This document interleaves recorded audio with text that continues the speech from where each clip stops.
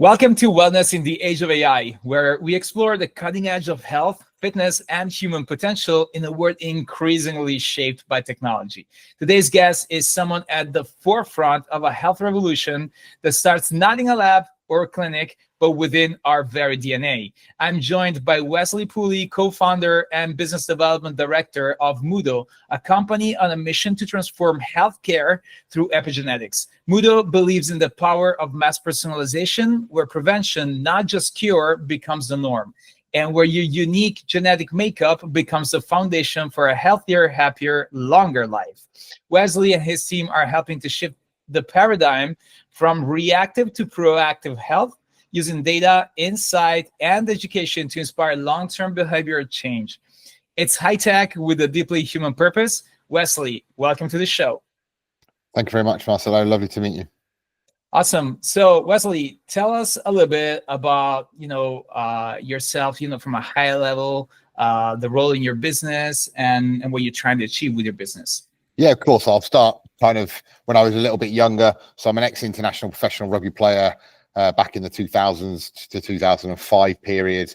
I then kind of moved into the world of education and coaching. I then ended up as basically a performance director and a rugby director at a private school, and obviously delivering things like PE, BTECs and stuff like that. And then worked in the world of kind of education, did a master's in teaching, education and learning, and then moved kind of back into kind of the fitness world that I'd already kind of been in before I was a teacher. That I trained as when I was playing rugby. I was a development officer. I was doing a sports science degree in Wales while I was actually playing pro rugby and playing rugby for my country. And then in that time, basically became assistant manager of a gym, started learning more around the education piece, started doing a lot more education myself. So I went through like strength conditioning, qualifications, performance qualification, biomechanics, nutrition, lifestyle supplementation, those sorts of things to basically help people more and get to understand people. And because I was an athlete myself, obviously I wanted to try and pass on that knowledge to other athletes.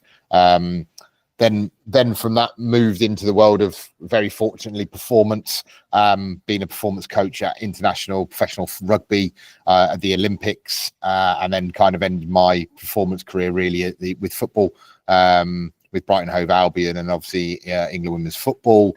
And while I was kind of there doing all those sorts of things, I moved into the world of genetics, became a founder of a business, or a co-founder, of a business called Muhdo Health, which has now been going over 8 years, where we look at different aspects of your makeup of your body through a simple saliva analysis to help you personalize your health. And as you said earlier, we're all about prevention, about mitigating risk. And we use some really cool fancy technology called epigenetics to kind of measure and track that. Because if you can't measure something, how do you improve it?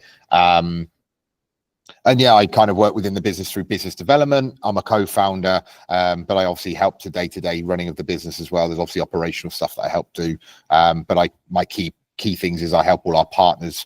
We're quite a big B2B business. So we have partners in 35 different countries that we help and support, from labs, pharmacies, clinics, hospitals. We work in employee health with like employee benefits platforms. We do a lot of things around athletes and sport and gyms, nutrition, supplementation. So yeah, it's a really cool job, really cool industry. Obviously everything's kind of expanding. Longevity is a kind of big word now and probably an overused word, but it's an exciting place to be, where the framework is changing and the ecosystem is changing for the positive, where people now want to know more about their health and want help on their health journey. Yeah, absolutely. It's a fascinating word. I think there's a lot of interest in people like knowing about their DNA, but not just for fun. There are companies that allow you to know where you're coming from, your ancestors and all that. It's very fun, but it doesn't have all the implications that you were mentioning before. So this is actually something that can definitely have a big impact in someone's life. And I want to understand real quickly, if you're working, basically you said you mentioned you work also with companies, but do you have also, I saw your website, I think I saw there that basically anyone can join and benefit from that service. Is that correct? Yeah, correct. So we have a B2C business. So you can go on the website. You can buy a kit from the website. You can buy supplements from our website. We have our own longevity supplements and our own vitamins and minerals. We are increasing that to sports supplements in probably the next 3 to 4 months. But yeah, you can go on the website. You can buy a kit. It's really, really simple. It's a saliva analysis. You basically spit into a tube. It sounds lovely. You send that off to the lab. You get the results back in 2 to 3 weeks, and it all comes back to your mobile phone. And then you have basically an AI health coach called Maisie that we've designed that sits within our ecosystem that basically can help you interpret your information and data, because we do provide you with a lot of data. So just to help you on your journey and help you understand information, Maisie's there to kind of say, okay, what vitamins and minerals should I be taking? And then she'll come up with a list of vitamins and minerals that you need to be taking on your day-to-day life, just to, cover off certain things. Maybe it's, to help with fatigue or brain fog, or, reduce stress or inflammation or something like that, depending on your own genetic makeup. Yeah, that's amazing, because I think people really need at this point in time that kind of specificity. And I think new technologies like the one that you're developing are allowing basically people to access this kind of technology, this kind of solution that was probably only for a few select people in the world, elite solutions in the past, and now it's becoming accessible to basically anyone. Right. So, what does a typical day look like for someone in your position at your company? What do you do there to bring this forward?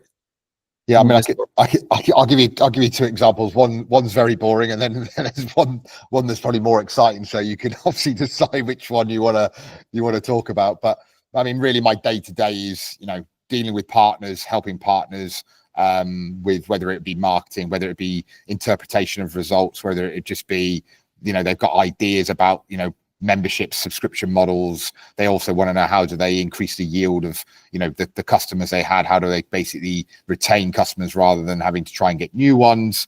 To the point of I'm doing lots of sales calls with lots of partners all over the world that are interested in adding genetic testing to their product and their services. And then kind of the more interesting stuff, we do a lot of research. So we're doing a load of research within the business. So we kind of have 3 platforms. We have the research platform, which is called a bioinformatics platform. We have a middle platform, which is basically a middle platform for practitioners, labs, hospitals, clinics, anyone delivering consultations really has this middle platform. And then we have the end platform, which is the app that enables people obviously to see their results. Obviously, the middle platform is a main driver for what we do. Because we work with so many partners, and obviously then it helps them understand the results and help people on their health journey. But obviously the research end, we're doing a study around Alzheimer's and dementia at the moment. The study is called Predictum. It's an EU grant we won back 2 years ago. It's a 4-year study. But we're also doing work with, for example, National University of Singapore.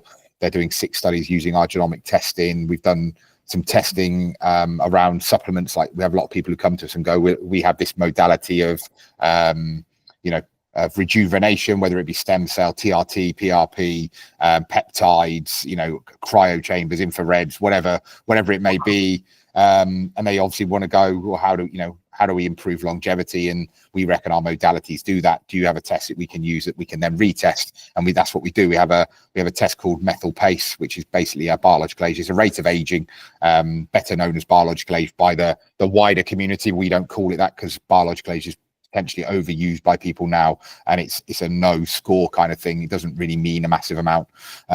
We've also designed some really cool stuff with our science team who've done a lot of research and work in. So we have a new mode called epivitality that's looking at things like autoimmune, fibromyalgia, brain fog, fatigue, and how that really affects on a date, on your body from an epigenetic standpoint.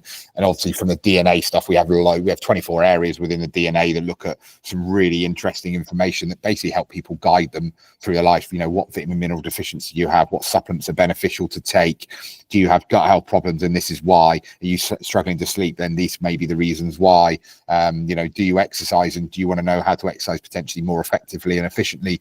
Do you have high inflammation? If you do, what implications does that have on recovery and injury and illness, things like that. So yeah, there's lots of interesting stuff going on, and obviously the industry's growing and changing quite rapidly. And as I said earlier, people are really interested and now in their health journey and want real help and support to do that. Yeah. And I don't know if it's me that I'm a little bit of a nerd, but I don't see anything boring in all the things that you do. It's very exciting, to be honest. And you just mentioned the trends basically you see in your industry. Let's try and focus this on AI. Do you see, like, obviously you use AI, you mentioned that before, but do you see big trends moving towards AI, or is it just a select few companies like yours that are investing in this? No, I think AI is a massive game changer in every industry at the moment. More and more people are now using AI to obviously help them. Obviously, it guides you. It does obviously the job a lot quicker than what other people can do. Like, we use it within our practitioner platform because it allows a practitioner to interpret 30 reports, which is about 400 pages worth of documents, in 30 seconds, and it will give them an answer. So they don't even need to look at the reports. We want them to look at it because we want them to learn and understand. But the AI is there no differently within the app. The Maisie's within the app. You can ask Maisie a question, she'll give you an answer. We're obviously going to be adding more and more knowledge to Maisie to enable the journey for the person becomes more personalized, so that we're going to add tracking data, we're going to add questionnaire data, there'll be cognitive data, genetic data, there'll be more and more added to that ecosystem. Obviously, the more we know, the more we can personalize what you're doing. So you've done X, Y, and Z, and you may need to eat X, Y, and Z, or take X, Y, and Z vitamins because you've done this to your body, or you've overtrained, or you've been in a polluted area, or whatever it may be, that you've identified you're not feeling well or whatever, so you need to take X, Y, and Z vitamins. So it's coming to the point where AI is very useful. Obviously, there are forms of AI that you have to be mindful of, where like things like ChatGPT, they obviously that really helps with doing things and designing things and supporting things, but obviously you've got to realize it goes out to the wide world web, so it can't be trusted and validated everything, whereas ours is all backed by science, and Maisie is everything she gives you is backed by science that we have in our ecosystem. It's not drawn in from anywhere else. I love that. And I wanted to share a little bit of my experience because I think this is important for people listening to what you're saying. What you're doing is obviously massive. You have a lot of data. You're talking about reports that are like hundreds of pages.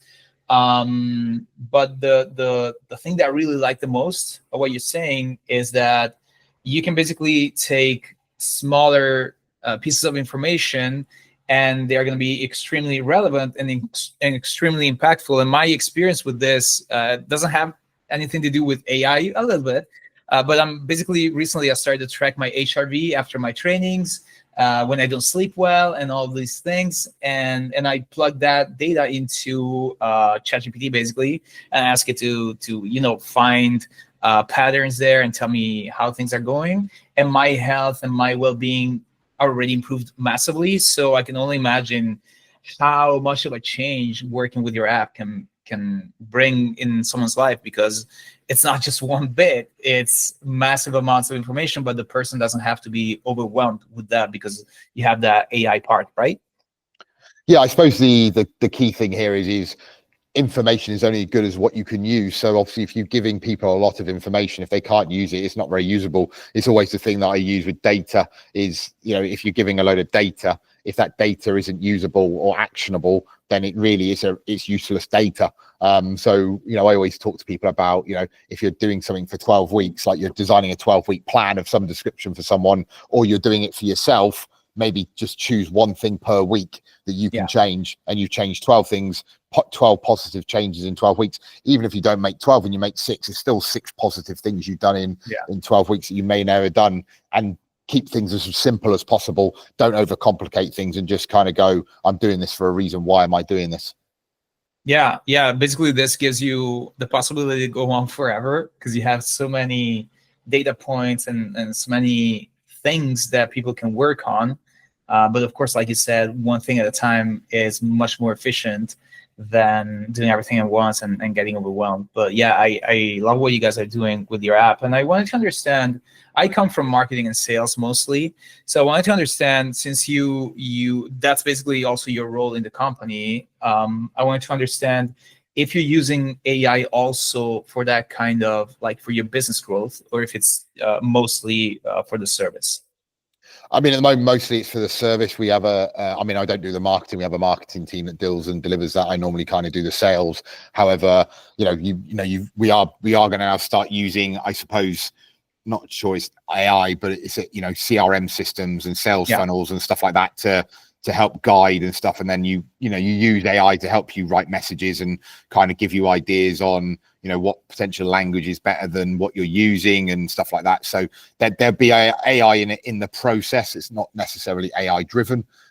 We do have an AI platform within one of our sales mechanisms that basically helps send generate a message to people to see if we can gauge interest and then start conversations. So we do use it for that as well. Yeah.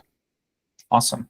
All right. So what would you say are some fears or uncertainties that people in your industry, maybe even yourself and your company, but like if you talk to other people in this industry, when it comes to AI, the shift that's happening, I know there's a lot of excitement and hype in some cases, but do you see also fears and uncertainties and, I don't know, someone scared of losing their job to AI or something like that? I suppose, I mean, from an external perspective, I think that's probably people would worry about that depending on what their roles are. I mean, sometimes I say, an AI or an app can't actually do what a human can do. It doesn't have empathy. It doesn't have ways to talk. It doesn't have experience of maybe dealing with a situation. It potentially isn't going to change behaviors as a human could change behaviors. So, there are positive and negatives behind both. I mean, yeah, I get, if you are in the industry, it's probably especially like, manufacturing and stuff. I think, robots, AI and all that stuff is probably going to come in and take over certain things like that, because potentially they're going to make less errors than a human being building something or something like that. So I'm assuming there'll be certain industries where it'll be more advanced than others. But I think in our health industry, I don't think you can take away that empathy and that way to make people change behaviors by doing it.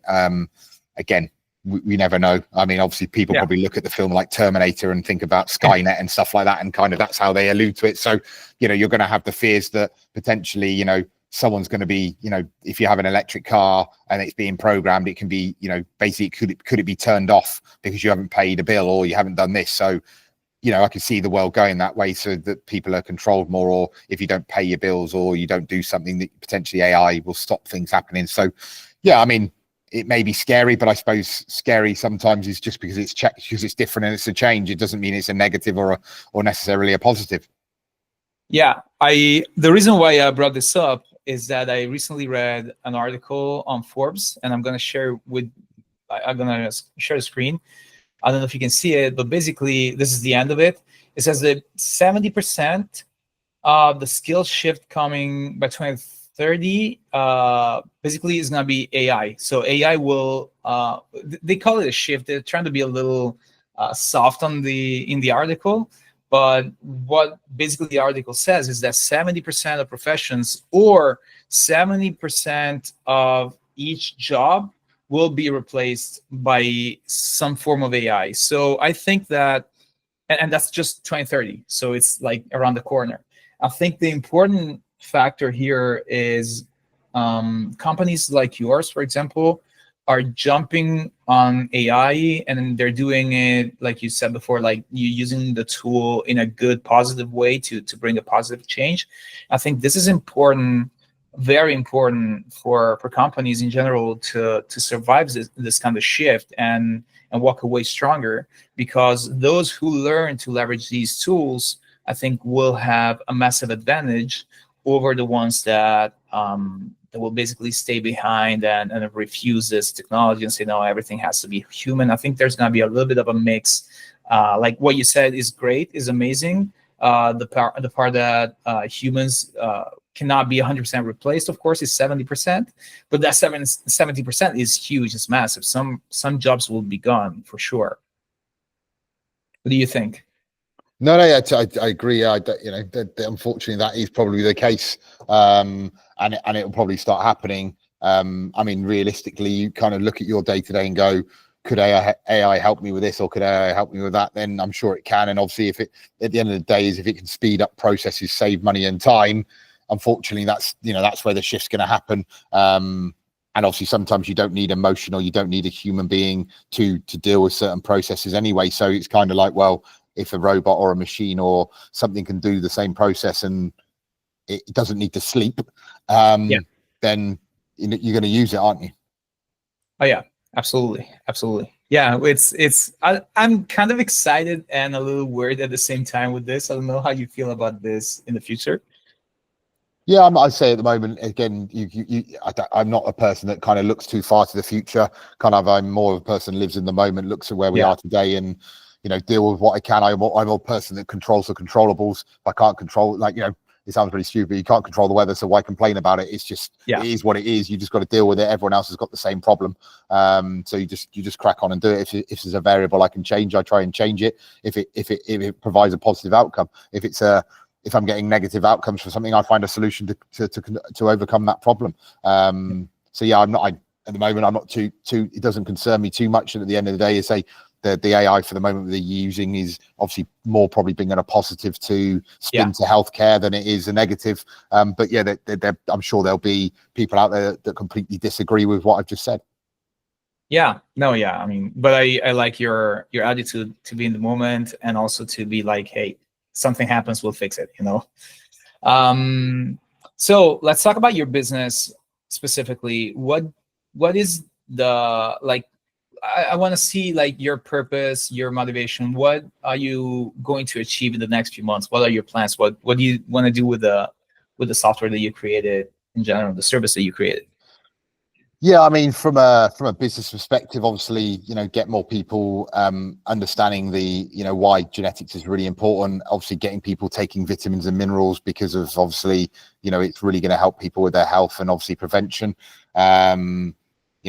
Obviously, we're trying to help as many people as possible. That's why we started the business in the first place, is making genetics commercially viable for everyone and helping people with their health and allowing people to be healthier, really. I mean, the direction of the business, again, there's lots of things going on within the business, but obviously everything moves at different speeds and different trajectories, so it's quite hard to kind of go, we'll be here in this time or we'll be there. Obviously, we do have different parts of the business, so like I said, from the B2C thing, obviously we want subscribers within the business, that are using the products and hopefully having positive recommendations and positive outcomes from that. And then from like the research side, obviously we're always keen to do more research, because the more we can find out, the more potentially we can help more people. And then from the business side, it's just trying to keep finding businesses that are keen on what we do and how we can do it. Linking to kind of the AI pieces, obviously that will just keep developing with time. And I'm sure there'll be, if we look back at this in 2 years' time, and then we talk about AI in 2 years' time, it's going to be a completely different ball game. The advances in technology are crazy. So, and I'm not really into technology, so I'm probably not I'm sure if you had someone who was kind of like our CTO or something, or some of our tech guys that we work with, would have probably a lot better things to say about what tech can do and how amazing it really is. I would say I have very limited knowledge, skill set in that area, and I'm very fortunate to have what we have currently. Awesome. Yeah, absolutely. So I'm totally bought, actually. Where do I like what I want to ask you is this available worldwide, or is it just local areas? No, I mean, you should. I mean, there will be a couple of countries that potentially you can't get it in, but if you live in mainland Europe, or you live in, America or Canada or the UK, you'll be able to buy this. I mean, you can buy it if you're in, Southeast Asia, but we do have, our main thing is we have partners all over the place. That if you're interested in a business relationship, then we have partners that we can introduce you to, or you can work with us from a business relationship. If you're just an everyday person, you want to purchase a kit, then obviously, go on the website and try and purchase one. If you're having any problems, just send us an email to info@muhdo.com. I mean, they'll be on the website anyway, and we'll obviously try and help and support you. Awesome. Thank you very much. Is there anything else you'd like to share with our audience before we say goodbye? No, I think, I think it's been a really, really useful and constructive conversation. And I say, things are moving in the right direction, and it's a really interesting direction things are going in. Again, everyone will always have a different opinion. Some people are potentially not as fortunate as we are, and I'm sorry to hear that, but that that is what it is, I guess, and you have to try and find solutions to the problems that you may have. But hopefully, things are moving in the positive direction for us. So it's all great news. Thank you very much. Thank you for being with us. It's been an amazing conversation. I'm really interesting to see how your business grows in the next few years. You're doing something amazing already. So if anyone is interested, is Muhdo with an H after. Can you spell it again for our audience real quick? So yeah, of course. So it's Muhdo. So basically, I say moo like a cow and do. Okay, great. So anyone who's also watching, they can see it behind you, of course. But if someone's just listening, yeah. All right. Thank you very much, and goodbye, everyone.